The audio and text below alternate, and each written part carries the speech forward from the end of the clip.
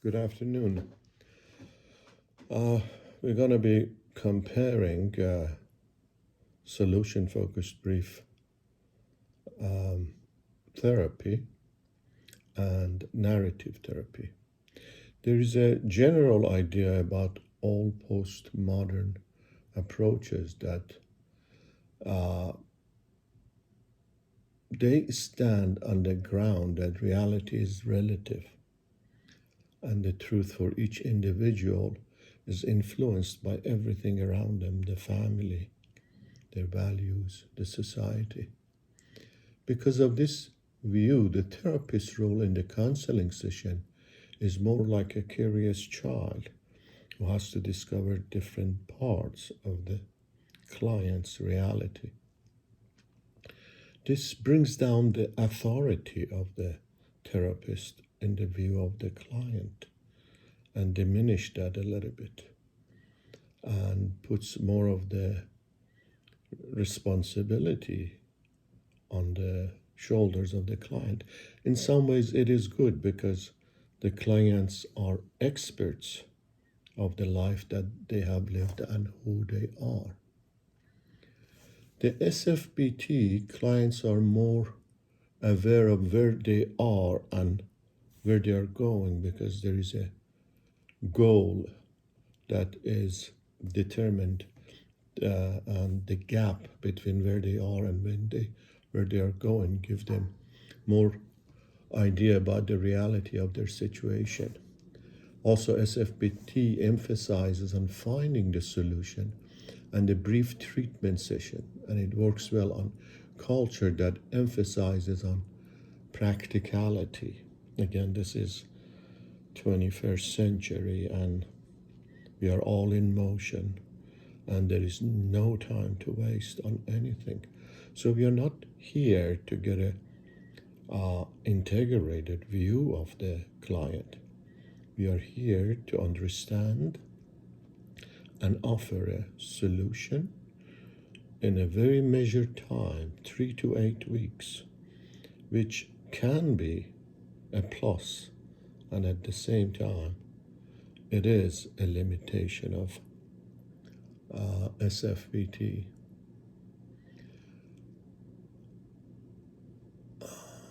On clients that seek for an immediate coping solution rather than in-depth, we talked exploration of personality problems.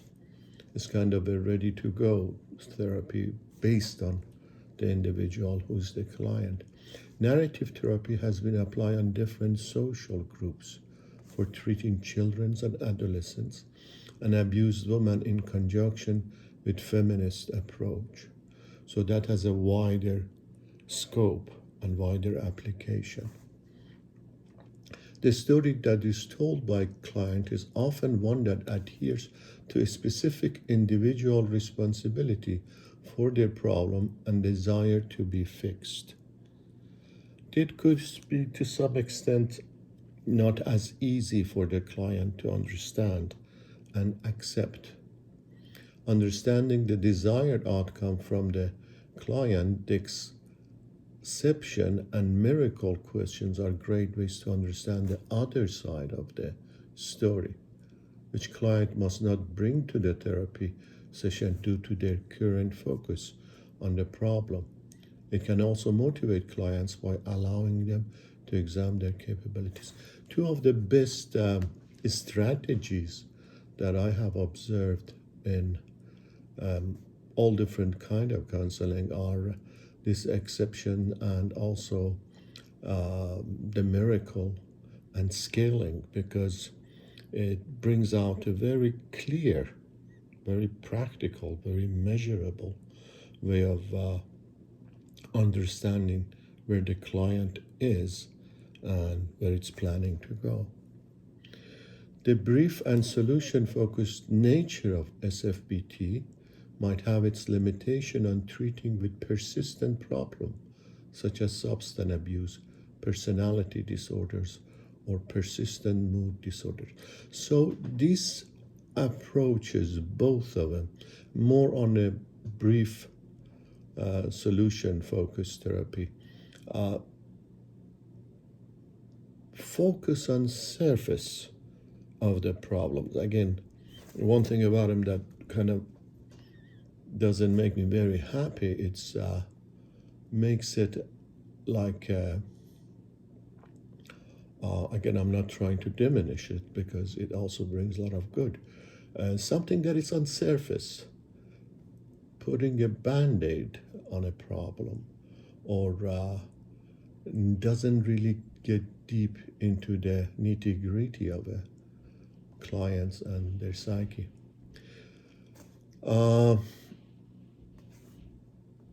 And it cannot deal with problems like substance abuse or personality disorder, which the therapist have to dig much deeper. What is good about it is the collaborative part of the work between the therapist and the client, but at the same time that could also work against them. Narrative therapeutic approach sees individuals as composed by living and progressing multi-stories. Narrative therapy would work perfectly in conjunction with the person-centered approach. So again, these are positive, these are hopeful therapists that are at now with the look at the future, and that's a very good part of them. The process of externalizing and creating an alternative narrative not only benefits clients to understand the influences of the problem on themselves, but also to move toward the self-actualization goal. Again, this is the positive part of it, the goal-oriented, the future-oriented part of it, and those are all good. The unique technique of therapeutic letter writing in the narrative approach would be beneficial in building the relationship between clients and the therapists, serve as an encouragement for them to progress and the motivation for coming back to the therapy sessions.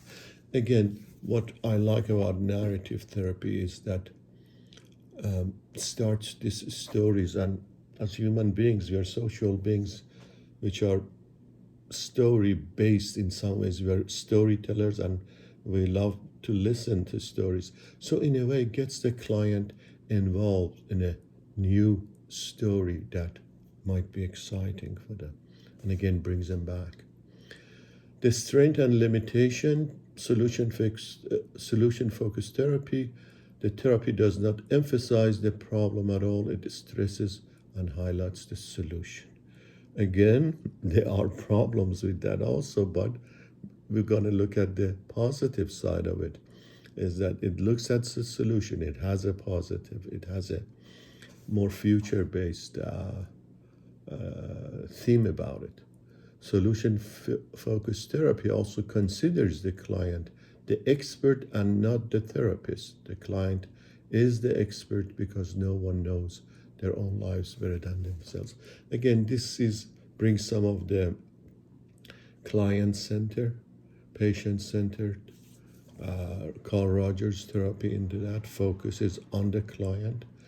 And in many ways it's correct because they are the expert in their own lives, and that is a good part of it. However, I worry about the authority of the therapist as the expert in there. Limitation, the focus on quick solutions may miss some important underlying issues that we talked about. The quick, goal-oriented nature of SFBT may not allow for an emotional, empathetic connections between the therapist and the client, although it's collaborative, but the bounds are not as strong and as deeper because there are less sessions and there is less digging. We are working on the surface. The clients wants to discuss factors outside of their immediate ability to affect change. SFBT may be frustrating in its assumption that the clients are always able to fix or address their problems. So there's a possibility that this is a secondary problem and it's not the real thing and they don't know it, and that's what they want to talk about. And the therapist knows that. But again, at the same time, it would be hard for him to bring focus to the real problem. Advantages of narrative therapy. Narrative text provides a more rich, detailed glimpse into narrator's experience through inner dialogue and explanation. Yes, it does. However, it also limits the range of the facilities of the client. It does not work with the client that is not educated and not as doesn't have a big vocabulary. We saw it in Stan's video. The doctor wants him to come up with a title and a theme for his book, and he has no idea how to do that. And then the doctor, of course, comes with externalization, which is fabulous. This is something that he could understand. But if he couldn't understand that part either, it's not easy to get him involved to some extent. The other good parts of it is brings a self-awareness, that inside dialogue that we always talk about, and self-awareness that it's a big part of individuation and realization of the self. Externalization requires the patient to separate themselves from the problems at hand. Not only does this technique ease the burden of reaching viable solution, but it also allows the individual to assess themselves better. These are all good. Personal responsibility. Increased personal responsibility is another perk of narrative therapy. As previously noted, patients are routinely prompted to assess their own actions, habits, and decisions. And to some extent, that is also having this dialogue, this conversation with yourself, and kind of watching for your impulses, watching for things that happen to you and things that you do, which is a fabulous way of finding a way to master yourself. During the narrative therapy, the patient may have to make certain changes or modifications to better their quality of life. Successful lifestyle changes inherently require a degree of personal responsibility and future successes. These are all good. Narrative therapy inherently revolves around helping individuals solve their problems.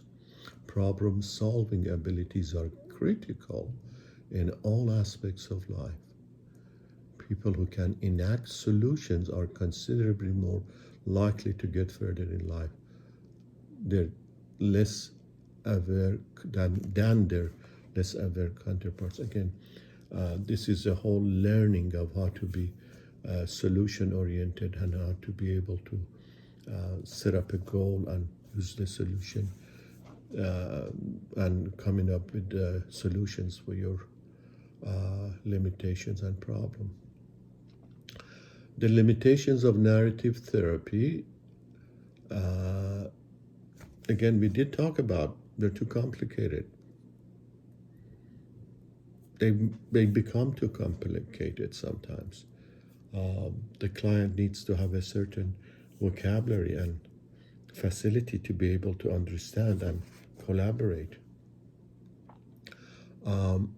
Major cons of narrative therapy is that it's not helpful for those with intellectual disabilities or language issues.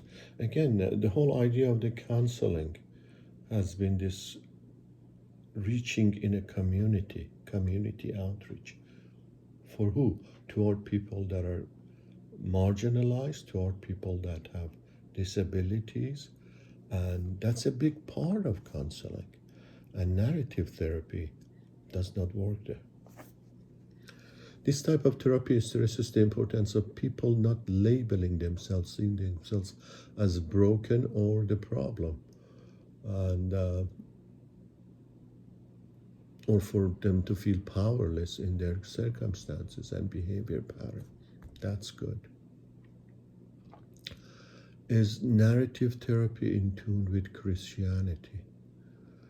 Yes, in the fact that you're claiming agency in your life. You are rewriting your life. You're not prisoner of your past. There's a future, and you're going to come up with your best idea of that future and how to get there. You're part of the grand story of God and redemption. You're part of the whole grand story of God and what it has left in human beings in correcting, in evolving, and redemption, making yourself better and changing. You can co-author your life with God. You are the expert of your life. The moment, this is something that it's rather unique, and I found it out, and it was interesting. There is a moment of opportunity and change as it is in Bible. They call it Kairos, Kairos, the moment of change. So having that in your life, reaching to that point, is also godly and biblical. The differences with Christianity, narrative therapy is not a disconstruction or a hyper individualism.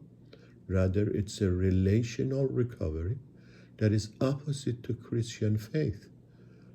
The whole concept of truth and relativism, and the fact that neither one of these theories and therapies believe in absolute truth.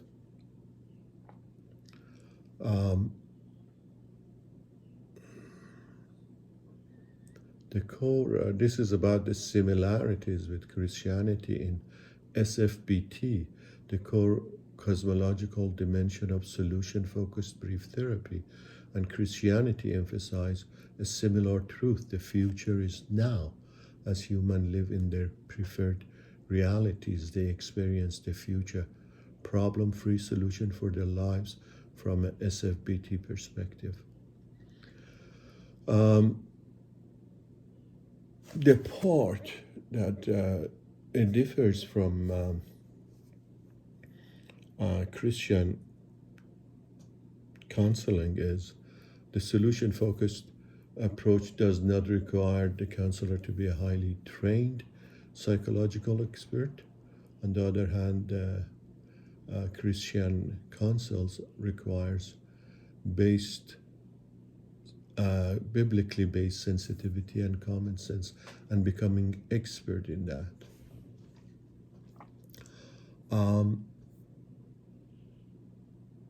The most obvious difficulty with postmodern therapies, covering both of these theories, is its denial of absolute truth. This is the biggest problem. That denial results in failure to recognize humanity's real problem.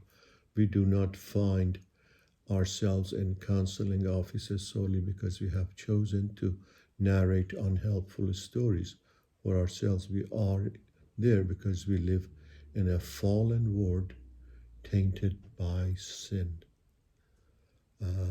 Only God can rescue us from sin, and that is the absolute truth. So that is the biggest difference between Christianity and both of these approaches. When it comes to measuring and having the client seeing the measurable changes, of course, solution-focused brief therapy, since it starts from a very solid base with setting up a goal. This is where we're going. This is what you need, and this is where we're going. And bringing that confidence into the client that you're the expert about your life, so you're the one who's going to do most of the work by becoming conscious to what you want and where you go. That allows it to be more measurable.